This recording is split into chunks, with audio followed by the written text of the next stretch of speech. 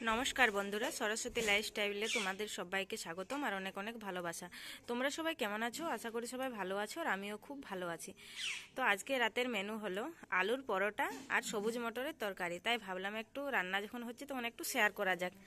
তো আলুর পরোটাটা আজকে এই ভিডিওতে আমি দিচ্ছি না, ওইটা একটা অন্য ভিডিওতে দেবো। সবুজ মটরের ঘুগনিটা এই ভিডিওতে দিচ্ছি। তো এখানে সবুজ মটর নিয়েছি, গাজর আর আলু, ধনেপাতা আর টমেটো। তো চলো রান্নাটা চাপানো যাক। তো এটা রান্না করার জন্য আমি একটুখানি জিরে আর গোলকি আর আদা আর কাঁচা লঙ্কা নিয়ে নিয়েছি, আর একটা তেজপাতা আর গরম মশলা, চানা মশলা যা যা আছে।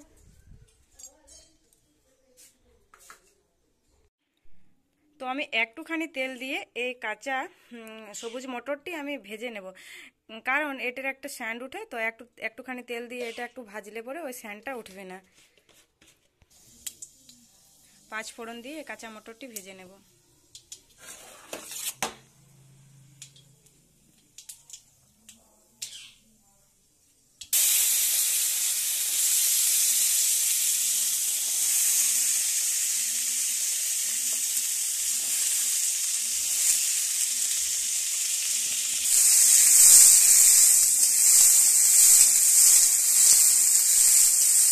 একটুখানি ভাজা হয়ে গেছে, এগুলো এবার নামিয়ে নেব।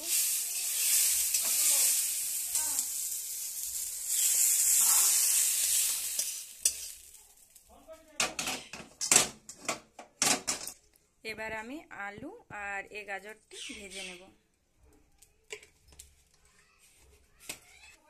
একটু পরিমাণে মিষ্টি চিনি।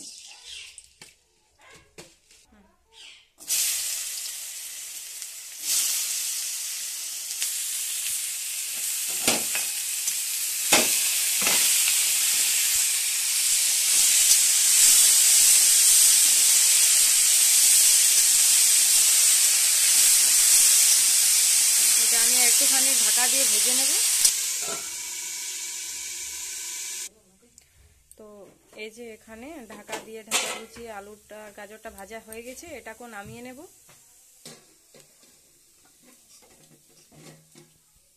তারপর একটুখানি তেল দিয়ে আমি মশলাটি ভেজে নেব। তেলটার মধ্যে টমেটো কুচিগুলো দিয়ে দেব। কি বাবু, পরিমাণ মতো হলুদ গুঁড়ো আর লবণ দিয়ে দেব।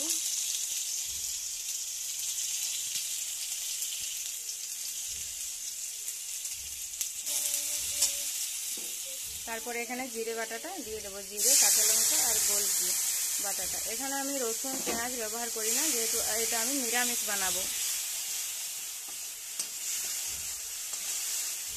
নিরামিষ সবুজ মটরের তরকারি। তারপরে মশলাটির সঙ্গে আমি চানা মশলাটি দিয়ে দেব।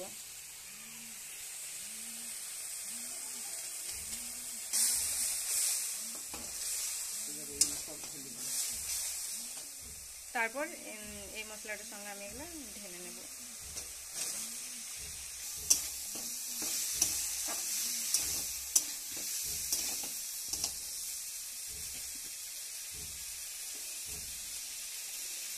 লাইটের আলোটা ঠিকমতো দেখাচ্ছে না, প্লিজ বন্ধুরা অ্যাডজাস্ট করে দেখে নাও।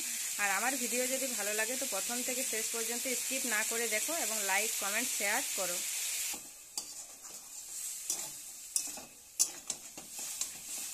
তারপর আমি এটা জল দিয়ে সিদ্ধ করে নেব। দেখুন বন্ধুরা কত সুন্দর লাগছে দেখতে। এবারে একটুখানি এটা আমি ঢেকে রেখে দেবো।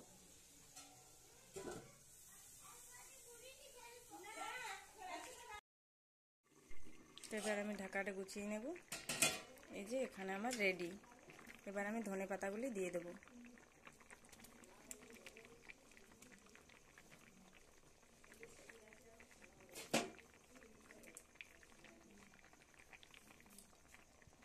তো আমার সবুজ মটরের তরকারি রেডি।